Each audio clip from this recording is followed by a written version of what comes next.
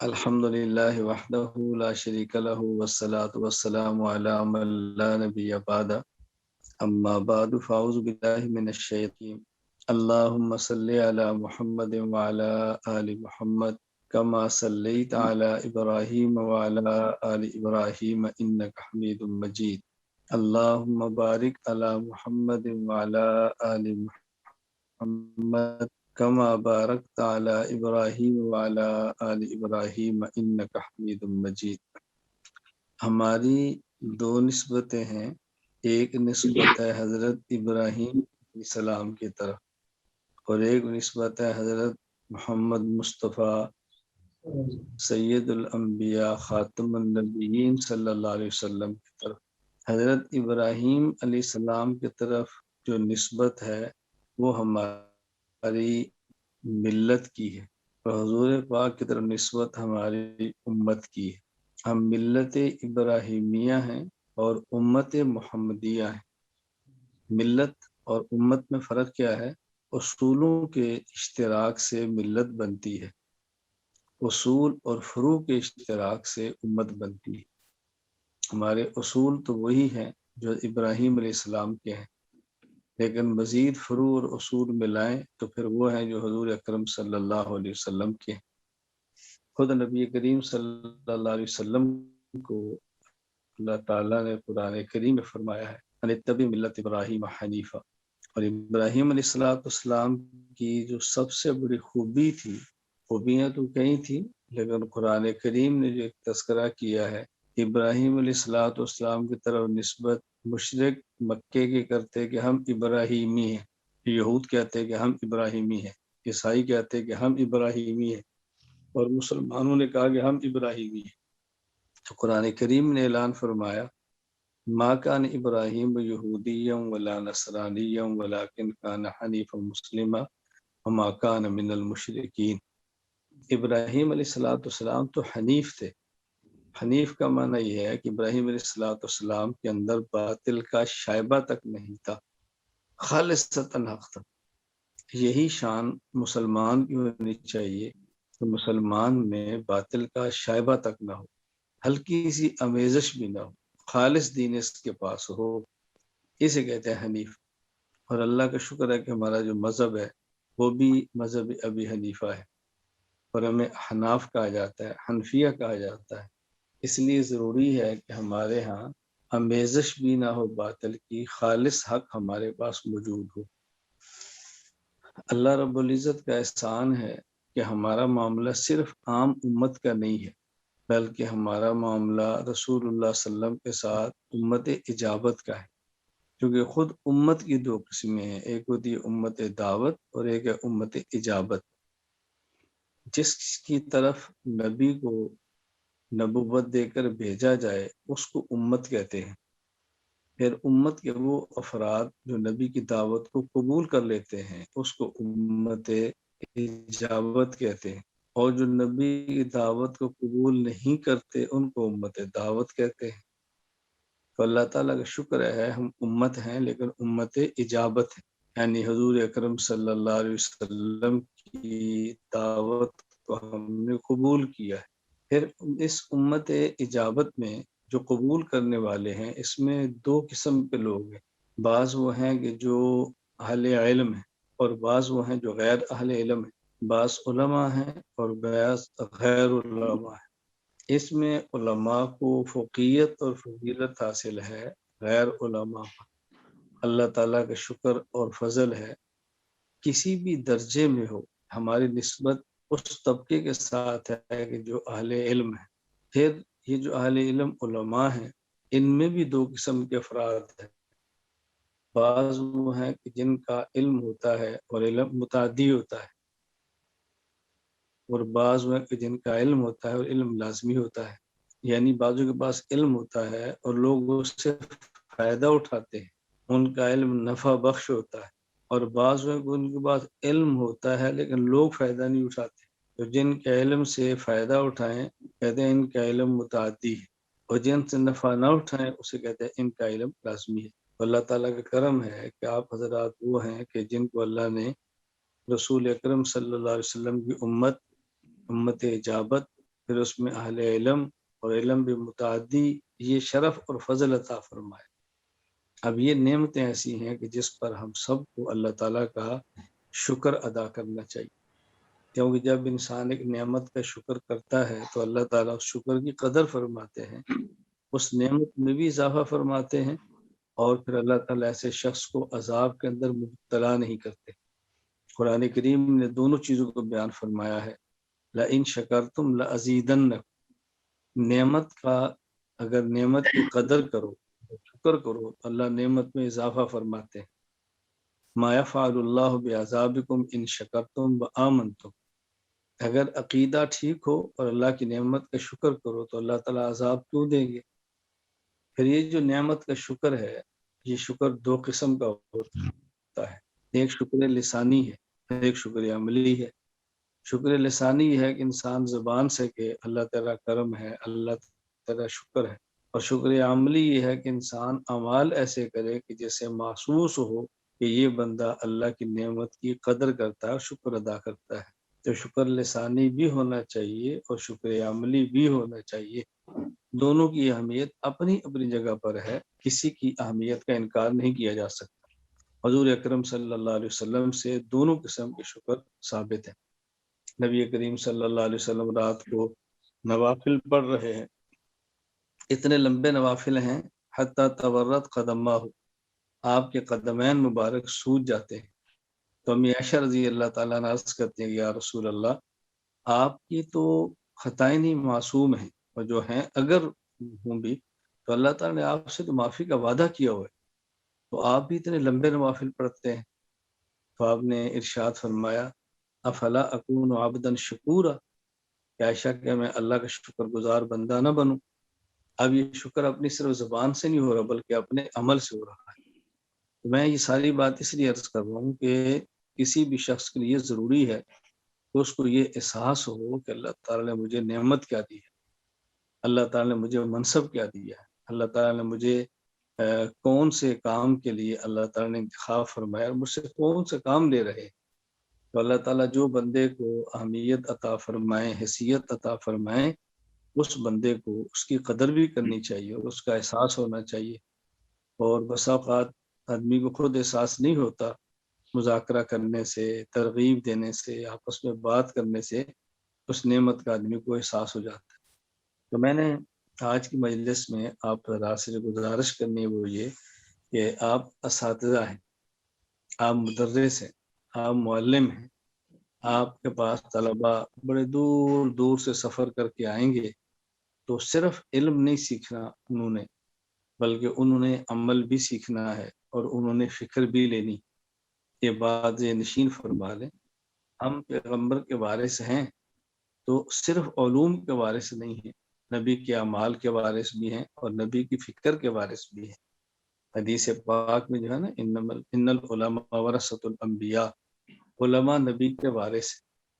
اب ظاہر عالم وہی ہے جس کے پاس عمل بھی صحیح ہو اور پھر اس عالم کی فکر بھی صحیح ہو، تو ہم فکر کے بھی وارث ہیں۔ تو ہمارے پاس جو نعمت موجود ہے یہی نعمت ہم نے طلباء کو دینی ہے۔ طلباء کے پاس علم بھی ٹھیک ہونا چاہیے، طلباء کا عمل بھی ٹھیک ہونا چاہیے اور طلباء کی فکر بھی ٹھیک ہونی چاہیے۔ اور یہ تینوں چیزیں تب ہوں گی جب یہ تینوں چیزیں ہماری ٹھیک ہوں گی۔ ہمارا علم اگر پختہ ہے تو طالب علم کا علم بھی پختہ ہوگا، ہمارے اعمال اگر درست ہیں طالب علم کے اعمال جلدی درست ہو جائیں گے، ہماری فکر اگر صحیح ہے تو طالب علم کی فکر بھی صحیح ہوگی۔ تو تینوں چیزوں میں طلباء کی تربیت کرنی ہے، اور ہم یہ میں خود احساس کروں، آپ خود احساس کریں، ہم خود غور کریں کہ میرے اندر کمی کس چیز کی ہے، میرے اندر کمی علم کی ہے، میرے اندر کمی عمل کی ہے، میرے اندر کمی کس چیز کی ہے۔ جو اپنے اندر کمیاں ہیں وہ دور کریں اور پھر طلباء کرام پر محنت کریں۔ اللہ تعالیٰ انشاءاللہ اللہ تعالیٰ کی ذات سے امید ہے کہ ضرور عطا فرمائیں۔ اور اگر کسی استاذ کے اندر کوئی علمی کمی ہو، اس کمی کو دور کریں، مطالعہ کے ساتھ دور کریں۔ اگر مطالعہ سے دور نہیں ہوتی تو کسی بڑے استاذ سے پوچھ کر دور کر لیں، یہ کوئی عیب کی بات نہیں۔ مجھے آج بھی یاد ہے درجہ ثانیہ میں علم الصیغہ پڑھتا تھا جامعہ بنوریہ کراچی میں مولانا محمد عالم خان صاحب نور اللہ مرقدہ کے پاس.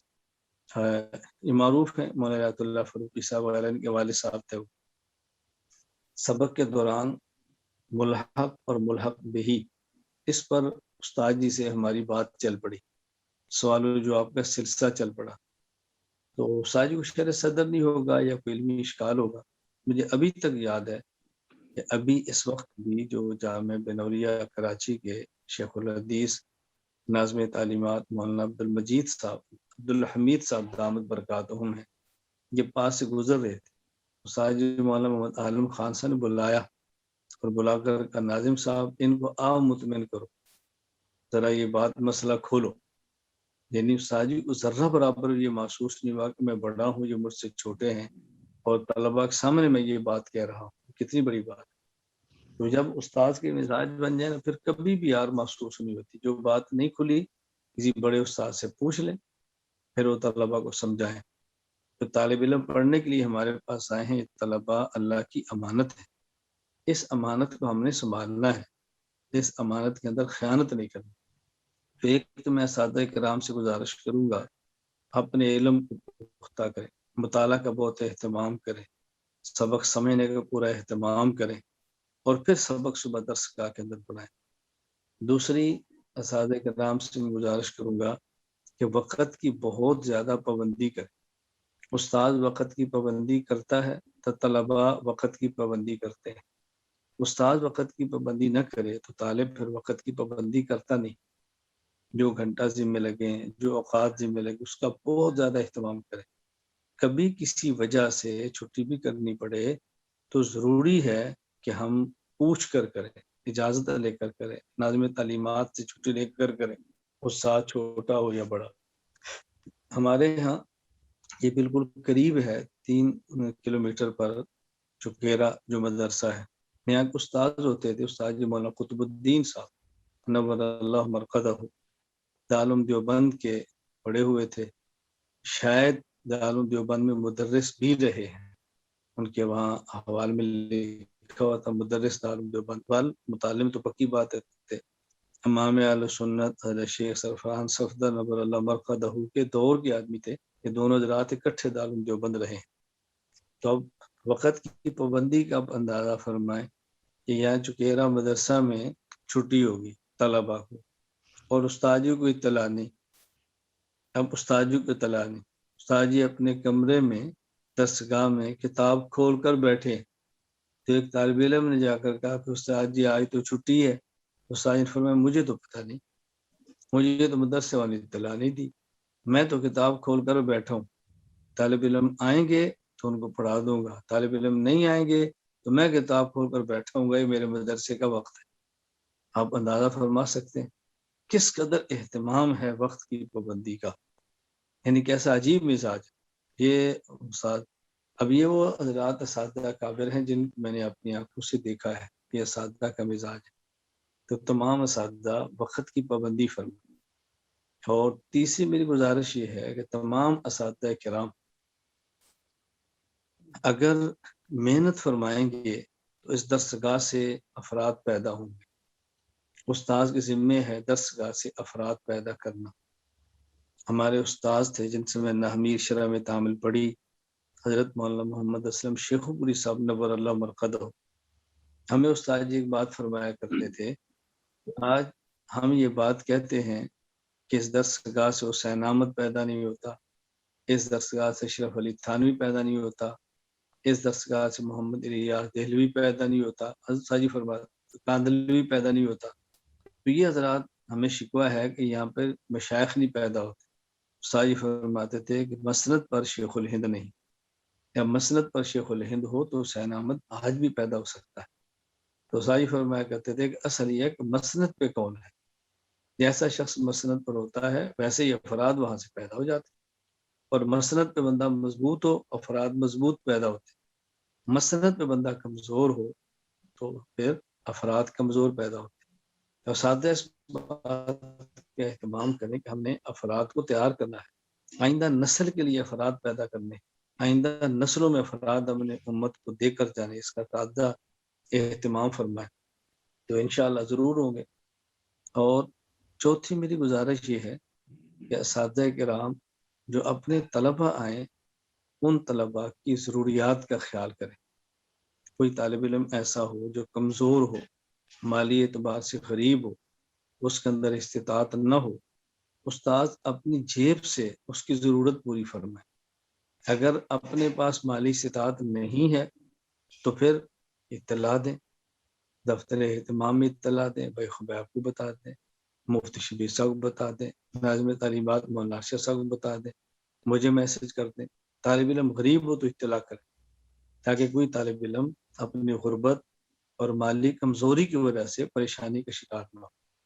اس کا اساتذہ کرام بہت اہتمام فرمائیں۔ آپ کے علم میں ہے کہ میں نے پہلے بھی کہا، ہر سال کہتا ہوں، آج پھر کہتا ہوں کہ ہمارے ہاں درجہ حفظ کے نگران مولانا ذاکر اللہ صاحب، ہمارے ہاں درجہ تخصص کے افتاء کے نگران مفتی شبیر صاحب ہیں، اور تخصص فی تحقیق کے نگران مفتی عاطف صاحب ہیں، درجہ کتب کے مولانا ارشد صاحب ہیں، ناظم تعلیمات۔ میں آج پھر عرض کر رہا ہوں، ہر ایک نگران یہ بات اچھی طرح یاد رکھ لے اور سن لے، اگر کوئی طالب علم مالی اعتبار سے پریشانی کا شکار ہو اور قیامت کے دن اس نے یہ مواخذے کے لیے اللہ کے دربار میں مقدمہ کیا کہ میرا اس مدرسے والوں نے خیال نہیں کیا، تو مجرم میں نہیں ہوگا، یہ نگران ہوں، اس لیے کہ میں نے نگرانوں کو مکمل اختیار دے رکھا ہے کہ اگر کوئی شخص کمزور ہو تو آپ نے مجھے اطلاع کرنی ہے، آپ نے مجھے بتانا ہے، میرے علم میں تو نہیں ہوتا، اور اگر آپ اطلاع دیتے ہیں اور میں اس کی کمزوری دور نہیں کرتا، اس کی ضرورت پوری نہیں کرتا، تو پھر میں مجرم میں ہوں۔ اللہ تعالیٰ ہم سب کو قیامت کے مواخذے سے محفوظ رکھے۔ یہ طلبہ ہمارے لیے ہماری اولاد کی طرح ہے، جس طرح ہم اپنی اولاد کے لیے فکر مند ہوتے ہیں، اسی طرح ہم ان طلبہ کرام کے لیے فکر مند ہونا چاہیے۔ آپ ذرا جتنے اساتذہ بیٹھے ہیں، آپ کا مجھ سے جو بھی تعلق ہے آپ اچھی طرح جانتے ہیں، کوئی ایک استاد بھی یہ نہیں کہہ سکتا کہ وہ پڑھتا تھا اور اس کی کوئی ضرورت تھی اور اس نے اطلاع کی ہو اور ان کی ضرورت پوری نہ ہوئی، تو جب آپ کو بھی سوچنا چاہیے کہ بھی ہم بھی اپنے شاگردوں کے ساتھ ایسا ہی کریں، ہمیں ان کی ضرورتیں پوری کرنی ہے۔ یہ ہمارے پاس امانت ہے، ہماری اولاد ہیں، اللہ کے رسول صلی اللہ علیہ وسلم کے مہمان ہیں، ہم ان کا خیال کریں۔ جس حد تک اسباب ہمارے پاس موجود ہے اس حد تک ہم طلباء کی کفالت کریں۔ مثلا طالب علم کے کھانے کا مسئلہ ہے، طالب علم کے پینے کا مسئلہ ہے، طالب علم کی کتاب کا مسئلہ ہے، طالب علم کی دوائی کا مسئلہ ہے، طالب علم کی ضرورت کا مسئلہ ہے۔ آسائش اور آرائش کی بات ہم نہیں کر رہے، ہم بنیادی ضروریات کی بات کرتے ہیں۔ اکثر طلباء بحمد اللہ تعالیٰ اپنے گھر سے اتنا اموال لاتے ہیں کہ اپنی کفالت کرتے ہیں، لیکن اگر کوئی مستحق ہو تو بیچارہ غربت کی وجہ سے رگڑے میں نہ آ جائے۔ اس کا آپ حضرات نے خیال کرنا ہے کہ طلباء کی ضرورت کا خیال کریں، ان کو اپنی اولاد سمجھ کر اس کا خیال کریں، یہ بہت ضروری ہے۔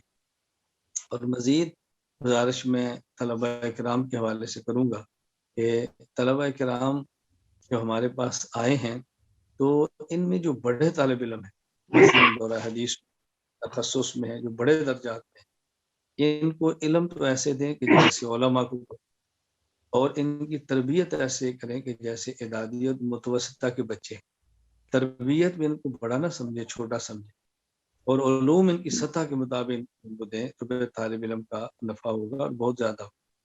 اور طلباء کے حوالے سے میں آخری گزارش کروں گا کہ طلباء کرام کے لیے بطور خاص دعائیں ضرور کریں، اور خصوصاً جو طالب علم تھوڑا سا کمزور ہو اس کے لیے زیادہ دعا کریں، طلباء کے لیے دعائیں ضرور کریں کہ یا اللہ ان کو قبول فرما لے، ان کی علوم میں برکت دے دے، ان کی اعمال کو مضبوط فرما دے، اے اللہ ان کو کام کے لیے قبول فرما۔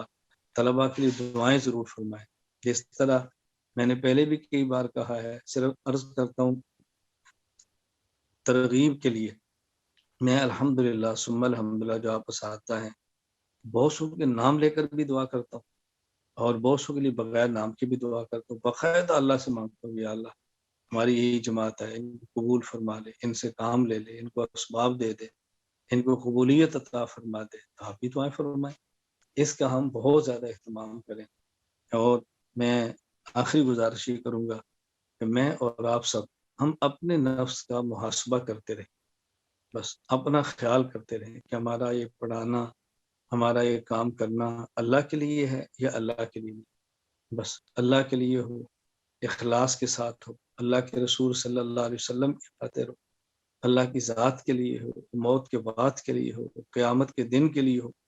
اس کے ساتھ اگر دنیا میں کوئی ترقی مل جائے، اللہ تعالیٰ اس پر کوئی راحت عطا فرما دے، اس پر اللہ کا شکر ادا کر. اور اگر دنیاوی کوئی ترقی، دنیاوی عزت، کوئی دنیاوی چیز نہ ملے تو اس پر اللہ تعالیٰ سے مانگیں اور صبر کریں. لیکن یہ پکی بات ہے، اگر آدمی شریعت کے مطابق اپنی زندگی گزارتا ہے، اللہ تعالیٰ کا عزت دینے کا وعدہ ہے، رزق دینے کا وعدہ ہے، مشکلات سے آسانیاں پیدا کرنے کا وعدہ ہے. فرق صرف اتنا ہے کہ جو ہم چاہتے ہیں شاید اتنا نہیں ملتا، جو آسانی ہم مانگتے ہیں شاید وہ نہیں ملتی. اس کے متبادل اللہ تعالیٰ نے بہت سے نعمتیں عطا فرمائی ہیں جس طرح ہماری عام طور پر توجہ نہیں جاتی. تو یہ چند گزارشات میں نے ابتدائی اسباق کے موقع پر عرض کی ہیں. اللہ تعالیٰ مجھے بھی عمل کی توفیق عطا فرمائے، اللہ تعالیٰ آپ کو بھی عمل کی توفیق عطا فرمائے. اللہ تعالیٰ ہم سب سے اخلاص کے ساتھ اپنی رضا کے لیے دین کی خدمت کرنے کی توفیق عطا فرمائے. تو ہم نے خود بھی بننا ہے، طلباء کو بھی بنانا ہے، خود بھی سیکھنا ہے، طلباء کو بھی سکھانا ہے، خود بھی پٹری پر چلنا ہے، طلباء کو بھی چلانا ہے، اپنے اخلاق بھی سنوارنے ہیں، طلباء کے بھی سنوارنے ہیں. خود کو مقدم رکھیں، طلباء کو مؤخر رکھیں، اپنی زندگی کو پہلے رکھیں، طلباء کو بعد میں رکھیں. سب سے پہلے ہم نے خود کو درست رکھنا ہے، خود کو ہم نے ٹھیک رکھنا ہے. اللہ تعالیٰ ہم سب کو توفیق عطا فرمائے. مجھے ایک بات یاد آ گئی کہ رہ نہ جائے، اسباق کے حوالے سے میں یہ بات بار بار عرض کرتا ہوں کہ کسی استاذ کو کتاب بڑی ملے، کسی استاذ کو کتاب چھوٹی ملے، کسی کو تفسیر ملے، کسی کو حدیث ملے، کسی کو کسی فن کی ملے، جو مل جائے اس پر اللہ کا شکر ادا کرے، کتابوں کے تقاضے نہ کریں. مجھے اس پر وہ بات یاد آتی ہے جو رسول اکرم صلی اللہ علیہ وسلم نے حضرت ابو ذر سے عرض فرمائی تھی کہ دیکھو، جب تم نے کوئی عہدہ مانگا، اللہ اکبر، تو وہ یوں سمجھو بغیر چھری کے تمہیں ذبح کر دیا گیا ہے. کوئی عہدہ مانگا، یہ بہت بڑی عجیب، اللہ حفاظت فرمائے. اور بغیر مانگے ملا، سبحان اللہ، پھر اللہ کی مدد ساتھ آ جاتی. یہ تقاضے نہ رکھیں. تقاضے سے مراد یہ ہے، ایک تقاضا یہ ہے کہ کوئی کتاب ایسی ہے کہ جس پر بندے کو عبور ہے، دسترس ہے، اس فن سے اس کو واقفیت زیادہ ہے، اور وہ دیانت کے ساتھ سمجھتا ہے کہ اگر میں یہ کتاب پڑھ رہا ہوں تو اس میں طلباء کا فائدہ ہے، اور یہ ہو تو مجھے پڑھانی مشکل ہے. یہ ایک الگ بات ہے. اور یہ کیا کہ اس کتاب کا نام ہے، اس کتاب کی شہرت ہے، اس کتاب کے پڑھانے والے کو بڑا سمجھا جاتا ہے، اس لیے مانگے. تو دونوں میں فرق ہے. اگر کوئی اس لیے کتاب کا تقاضا کرتا ہے کہ میں یہ پڑھاؤں تو طلباء کا فائدہ ہوگا، میں یہ پڑھاؤں تو مجھے اس پہ اچھی طرح مہارت ہے، میری اس پر محنت ہے، مجھے اور کتاب ملے تو فلاں کتاب میں سے پڑھا نہیں سکتا، میری کمزور، یہ بات الگ ہے. اس میں تو حرج نہیں ہے، تو امانت کا تقاضا ہے. لیکن اگر اس لیے کہ اس کتاب سے نام ہے، اس کتاب سے بڑائی ہے، یہ کتاب کا آنے والا بڑا شمار ہوتا ہے، تو پھر بس ہم بہت غور کریں کہ ایسا نہ ہو کہ ہمارے ساتھ کوئی حادثہ پیش ہے، اللہ تعالیٰ ہم سب سے راضی ہو جائے. تو بس اس کا بہت زیادہ خیال فرمائے. اللہ مجھے اور آپ کو عمل کرنے کی توفیق عطا فرمائے. غالباً کل جمعرات ہے، پرسوں جمعہ، ہفتے کے دن تمہارے اسباق شروع ہو جانے ہیں. تو میں نے اس لیے مناسب سمجھا کہ ابتدائی طور میں ہم آپس میں ہمارا کچھ مذاکرہ ہو جائے، کچھ بات ہو جائے. فذکر فإن ذکرى تنفع المؤمنین، ایک دوسرے کو سمجھانا چاہیے، اس سے نفع ہوتا ہے. تو باقی علمی حوالے سے، کتابی حوالے سے مجھے تو بڑا بحمد اللہ تعالیٰ اطمینان ہوتا ہے. اکثر آپ سے کہتا ہوں کہ میری عدم موجودگی میں بھی اساتذہ کرام کو سنبھالتے ہیں، اور ایسے سنبھالتے ہیں کہ احساس بھی نہیں ہوتا کہ میں وہاں پر موجود نہیں ہوں. ویسے کتنی خوشی ہوتی ہے کہ اسی کو احساس ہوتا ہے کہ جس نے کوئی ادارہ، کوئی گھونسلہ، کوئی جگہ بنائی ہو، اس کو خوشی کتنی ہوتی ہے، راحت کتنی ہوتی ہے. اللہ تعالیٰ آپ کو اپنی شان کے مطابق اس کا اجر عطا فرمائے. اللہ تعالیٰ ہم سب کو سنت کے مطابق اپنی زندگی گزارنے کی توفیق عطا فرمائے، گناہوں سے بچنے کی توفیق عطا فرمائے، اپنی رضا نصیب فرمائے، علم نافع میں عطا فرمائے. اللہ تعالیٰ ایسی ہم سب کو خوشیاں عطا فرمائے جو دنیا کی بھی اور آخرت کی بھی. عافیت عطا فرمائے. اللہ تعالیٰ مجھے اور آپ سب کو عمل کی توفیق عطا فرمائے۔ وآخر دعوانا الحمد للہ رب العالمین۔